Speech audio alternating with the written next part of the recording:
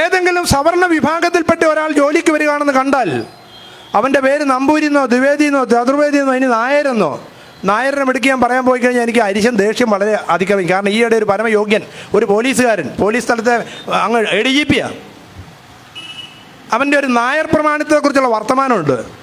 ഈ ഹൈക്കോടതി ഞങ്ങൾ ചെയ്യാനത് പറയാതെ പോയാൽ എനിക്ക് മനപ്രയാസം. ഇനി ബാക്കിയൊന്നും പറഞ്ഞില്ല, അതോടെ പറഞ്ഞിട്ട് പോകും. ആ പരമയോഗ്യൻ എന്ന് പറയുന്ന ADGP പറഞ്ഞത് എന്താണെന്നറിയോ?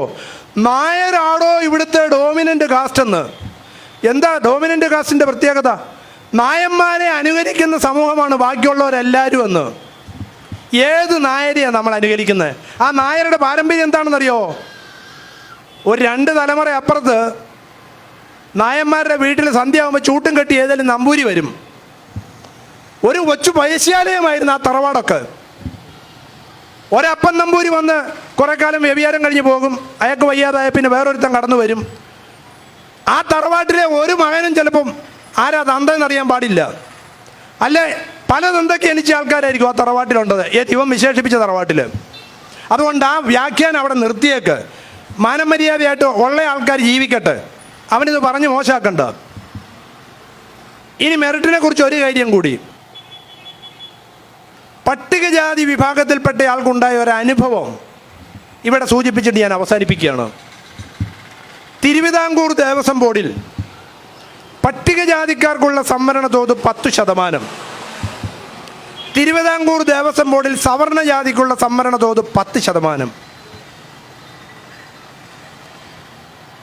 നിയമനങ്ങളുടെ ഒരു റൊട്ടേഷൻ റോസ്റ്റർ എന്ന് പറയുന്ന ഒരു സംവിധാനമുണ്ട്, ഒരു ക്രമം. വിശദാംശങ്ങളിലേക്ക് ഞാൻ പോകുന്നില്ല. ഒന്നാമത്തത് ഓപ്പൺ കോട്ടയും, രണ്ടാമത്തത് ഈഴവ തീയയും, മൂന്നാമത്തത് EWS-ഉം, നാലാമത്തത് പട്ടികജാതിയും. എക്കണോമിക്കലി വീക്കർ സെക്ഷൻ എന്ന് പറയുന്ന തട്ടിപ്പിലൂടെ നടപ്പാക്കിയ സവർണജാതി സംവരണം. ഇത് എക്കണോമിക്കലി വീക്കർ സെക്ഷൻ അല്ല കേട്ടോ. EWS എന്നാൽ എനിമി ഓഫ് വീക്കർ സെക്ഷനാണ്. എക്കണോമിക്കലി വീക്കർ സെക്ഷൻ അല്ല, എനിമി ഓഫ് വീക്കർ സെക്ഷനാണ്. അതിലേക്ക് ഞാൻ പിന്നീട് എപ്പോഴെങ്കിലും സംസാരിക്കാം.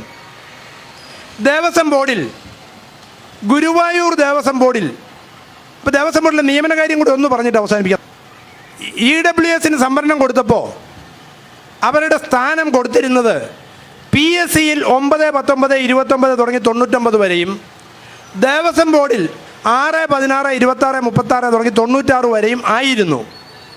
പക്ഷേ ആറാമത്തെ ഇത് ഫൈനലൈസ് ചെയ്യാൻ നോക്കിയപ്പം നമ്മുടെ സവർണ തമ്പുരാക്കന്മാരും നായന്മാരും പെരുന്നേന്നും NSS-നാണ് ഈ ദേവസ്വം ബോർഡിനെ കുറിച്ച് കൃത്യമായി അറിയാവുന്നത്. കാരണം 96% നായന്മാരുടേതാണ്.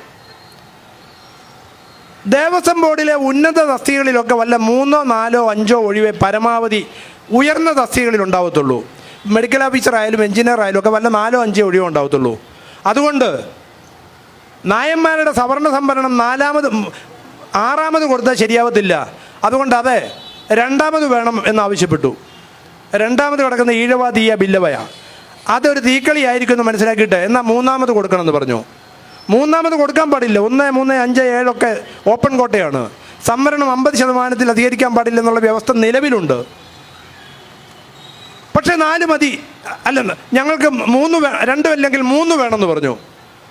ഒടുവിൽ 3 കൊടുത്തു. കാരണം എതിർക്കാൻ വേറെ ആൾക്കാരും ഇല്ലല്ലോ. പട്ടികജാതിക്കാർ വിചാരിച്ച് 4ാമത് നമുക്ക് കിട്ടുമെന്ന്. ഞാൻ ആവർത്തിക്കുന്നു, വിശദീകരിക്കാതെ. പട്ടികജാതിക്കാർക്ക് സംവരണം 10%, സവർണജാതിക്ക് സംവരണം 10%.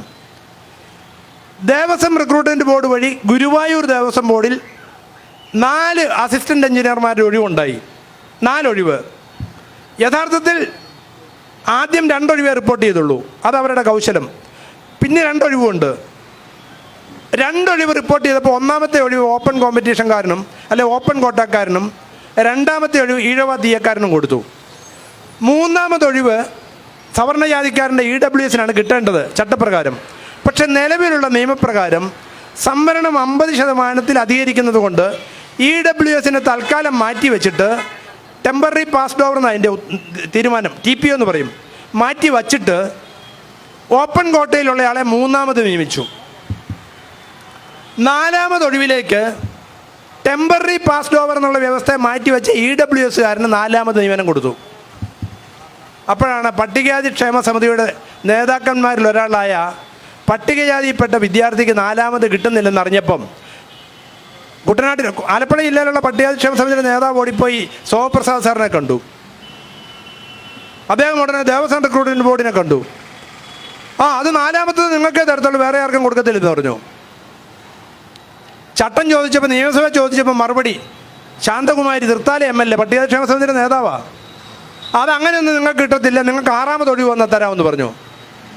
ഫലത്തിൽ വിശദാംശങ്ങളിലേക്ക് ഞാൻ പോകുന്നില്ല. 10% സംവരണമുള്ള പട്ടികജാതിക്കാരന് ഒരു നിയമനം കിട്ടണമെങ്കിൽ 6 ഒഴിവുണ്ടാവണം. 10% സംവരണമുള്ള സവർണ ജാതിക്കാരന് ഒരു നിയമനം കിട്ടണമെങ്കിൽ 4 ഒഴിവുണ്ടായാൽ മതി.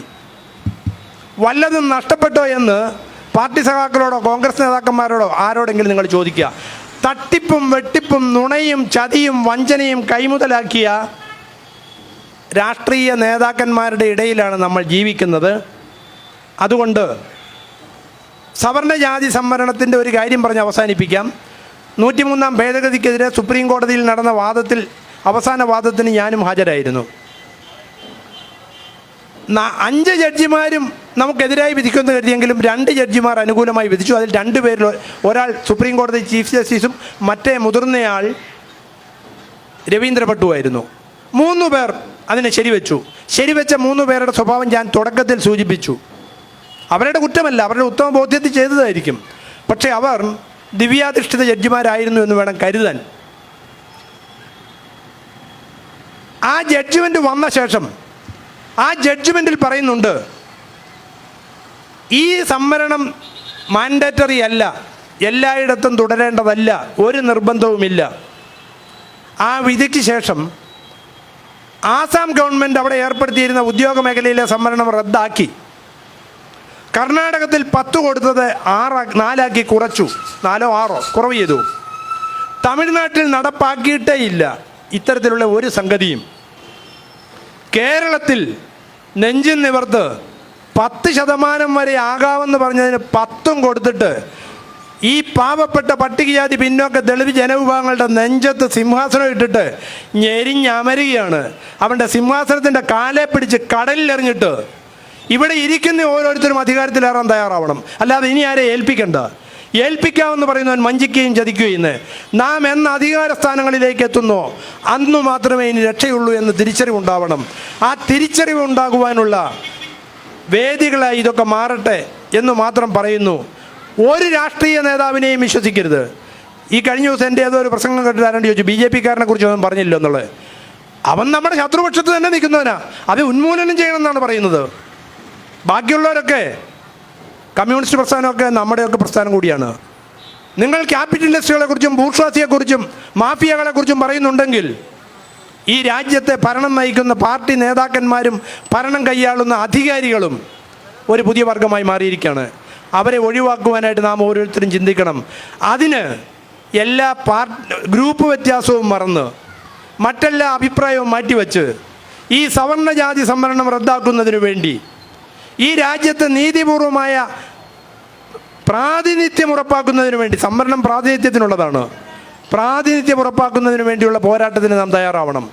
അത് ആനുപാതികവും മതിയായതുമാണ് എന്ന് തെളിയിക്കുന്നതിനുള്ള ജാതി സെൻസസ് നടപ്പാക്കണമെന്ന് ആവശ്യപ്പെടണം.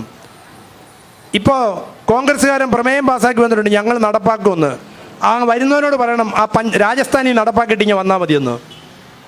അതുകൊണ്ട് സംവരണം എന്നുള്ളത് പ്രാതിനിധ്യത്തിനുള്ള ഉപകരണമാണെന്നും അത് അധികാരത്തിലെ പ്രാതിനിധ്യം ഉറപ്പാക്കാനുള്ളതാണെന്നുള്ള തിരിച്ചറിവുണ്ടാവണം. സംവരണം എന്നാൽ എന്താണെന്നൊരു വാക്കുകൂടി പറഞ്ഞ് അവസാനിപ്പിക്കുകയാണ്. 1 മിനിറ്റ്. സംവരണം എന്നതൊരു ഉപാധി മാത്രമാണ്. നമ്മുടെ പ്രാതിനിധ്യം ഉറപ്പാക്കുന്നതിനുള്ള ഉപാധിയാണ്, ഉപകരണമാണ്. എങ്ങനെയെന്ന് വെച്ചാൽ ഭക്ഷണം കഴിക്കുന്നതിനുള്ള പാത്രവും സ്പൂണും നമുക്ക് കിട്ടും. പാത്രവും സ്പൂണും കിട്ടിയാൽ തൃപ്തരാകാം എന്ന് പറയുന്നതിൽ അർത്ഥമുണ്ടോ? ആദ്യം നമ്മൾ തൃപ്തരാകും. ആ പാത്രത്തിലേക്ക് ഭക്ഷണം കിട്ടുമ്പോൾ മാത്രമേ നമുക്ക് തൃപ്തി ഉണ്ടാവത്തുള്ളൂ. സംവരണം എന്ന പ്രതിഭാസത്തിലൂടെ അല്ലെങ്കിൽ ആ ഉപകരണത്തിലൂടെ പ്രാതിനിധ്യം ഉറപ്പാക്കുമ്പോൾ മാത്രമേ നാം തൃപ്തരാകൂ എന്ന് ഇവരോട് പറയണം. എല്ലാ സമുദായങ്ങൾക്കും മതിയായ പ്രാതിനിധ്യം എല്ലാ ഭരണകൂട സംവിധാനങ്ങളിലും ഉറപ്പാക്കണമെന്ന മഹാനായ ഡോക്ടർ BR അംബേദ്കറുടെ വാക്കുകളെ ഓർമ്മിപ്പിച്ചുകൊണ്ട് ഞാൻ നിർത്തുകയാണ്.